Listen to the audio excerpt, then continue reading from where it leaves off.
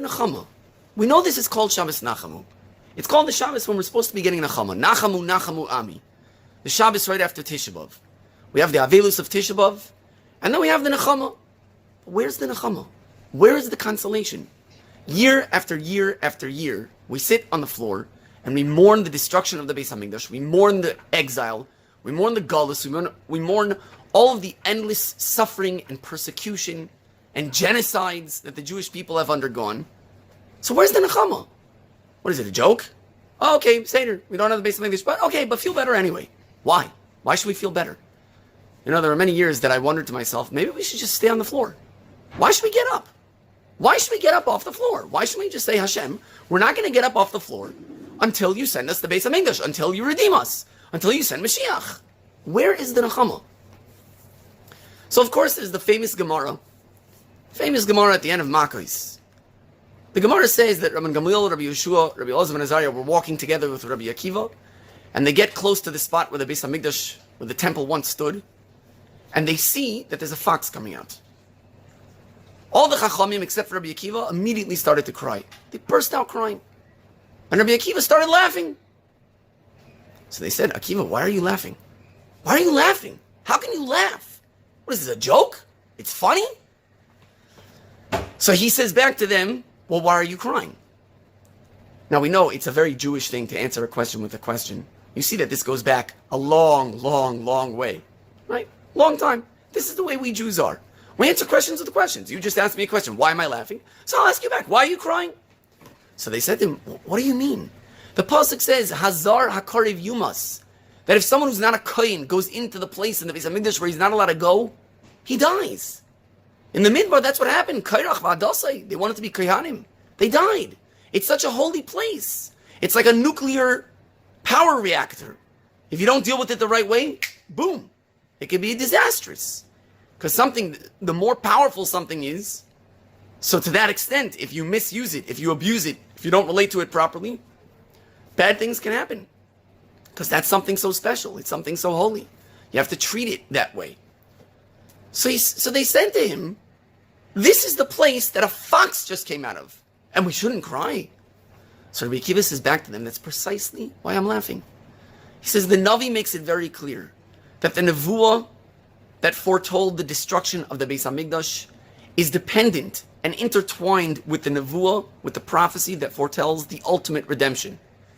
Now that I see that the Nevuah that foretold the destruction took place, I can be rest assured, I can know with absolute certainty that the ultimate redemption will take place. And how did they respond to him? Akiva nichamtanu, Akiva nichamtanu. Akiva, you consoled us. Akiva, you consoled us. Of course, the question is, but how? Like, what exactly was the consolation? Right now, there's no Beis HaMikdash. And what, he was machadish to them something? What exactly did he bring to their attention that they didn't already know? So I would like to suggest, based on a story that happened with me, an insight, an idea. When my Rebbe, Rav Moshe Torsky, Hashem Yikam Damai, was murdered about 5+ years ago, so on the 30th day, which was the Shleishim, I, together with a lot of other people, wanted to go. We went to the kever, to the burial spot, for an aliyah lekever on the Shleishim, and I wanted to daven in the shul where he was murdered before I would go to the kever together with everybody else. Don't know why, I felt like I wanted to go there. Now, it was Hanukkah, so we had Hallel. Could have been that it was also Rosh Chodesh. No, it couldn't have been. It was not Rosh Chodesh. It was Hanukkah. First day of Hanukkah, I think. I wanted to daven in the actual minyan where he davened, but I didn't make it in time. So I davened in the main minyan upstairs in the main base medrash. And I was feeling really awful. I was just really feeling awful. I mean, a lot of people felt awful back then. It certainly makes sense. It was a horrific attack, the Har Nof massacre. And as we got towards the end of the Chazar Sashatz, and we're about to start Hallel, I'm thinking and feeling to myself, how can I say Hallel now? Hallel is supposed to be where we're praising and singing to Hashem, and I felt awful. I felt very intense sadness. I felt melancholy, kind of depressed, and just feeling really down and out. I'm like, how could I sing and praise Hashem with happiness? And I was really in a quandary. I was really in a quagmire. I didn't know what to do. I just felt awful. And Hashem helped me. And all of a sudden, the following thought just fell into my head. Baruch Hashem, that we are us, and we're not them. In other words, yes, those of us alive now are reeling from the tragedy of the fact that 5 incredible people, at that time it was 4, Rabbi Rothman stayed alive in a coma, I believe, for about a year, almost a full year, and then he died. So eventually it was 5. But these 5 people were slaughtered in an incredibly cruel way while they were davening, and were reeling from this tragedy, and were feeling incredibly beaten down. We're just feeling awful and horrible. And yet all of a sudden, that thought of, well, which side of the divide would I prefer to be on? Would I prefer to be on the side of the divide of those that perpetrated this incredibly heinous act? Or would I prefer to be on the side of the divide of the people that know how to respond to such a thing, with chizuk, with being better people, with supporting each other? You know, there are groups out there, we don't need to name names, that when tragedies happen within that group, we know what happens. They go nuts, they riot, they burn, they destroy, they loot. Not all of them, obviously, but within those groups. And a lot of times it's not even necessarily within those groups, but people that for whatever one reason or another, whether it's for political gain or otherwise, want to, so to speak, identify with those groups. But the point is that the reaction that's coming as a result of that tragedy is chaos. It's acting out like wild animals. It's horrible. In short, it's horrible. And look at what happens with us when these types of tragedies happen. The outpouring of chesed, the outpouring of chizuk. People want to be better. They want to be better in terms of learning Torah. They want to be better in terms of keeping mitzvahs. They want to be better in terms of guarding their mouth from speaking things that are forbidden. The reaction and response is phenomenal.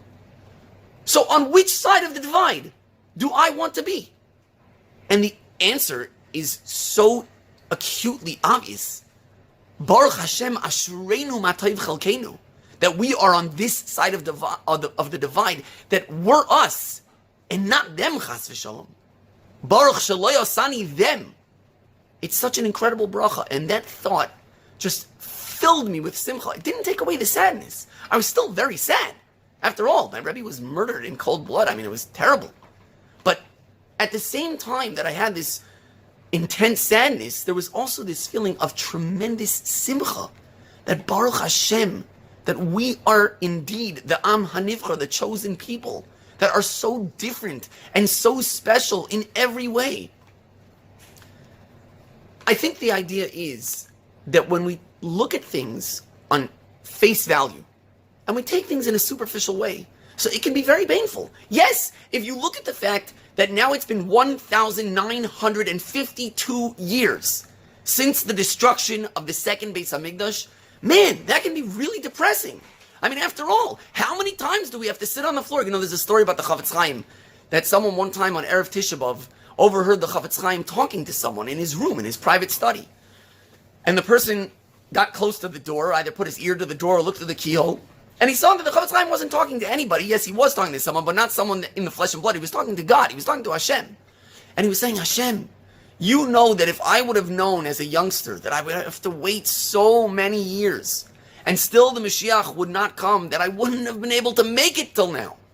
So yes, it can be incredibly painful at first glance to think about the fact, another year without Mashiach, another year without Beis HaMikdash, another year that we still don't have Asheras HaShechina, another year that we're still dealing with galus, another year that we still have to deal with the fact that the world at large, if a Jew gets murdered in cold blood, if even that, but if Jews touch someone else, the explosion. That Jewish blood is hefker, that they treat our lives as if they're meaningless. Another year of dealing with it. So yeah, on the surface, at face value, it can be incredibly painful, incredibly depressing. But Rabbi Akiva was teaching us, yes, be Jewish, answer a question with a question. They said to him, Rabbi Akiva, why? Why are you laughing? And he answered back to them, wait a minute, why are you crying? What's up with that question? What is up with that question? Come on, Rabbi Akiva, you know why they're crying. You would see a group of people, and some of them are crying, when they see a fox coming out of the place of the Beis HaMikdash, and some of them are laughing, who do you think it makes more sense to ask a question on? Of course, the people that are crying, that makes sense. That's a given. That should be taken for granted. It's the person that would be laughing that you would say, hey, what's up with that? What's going on? Why are you laughing? But he says back to them, well, why are you crying? In other words, I think that what he was saying is that don't just take it for granted.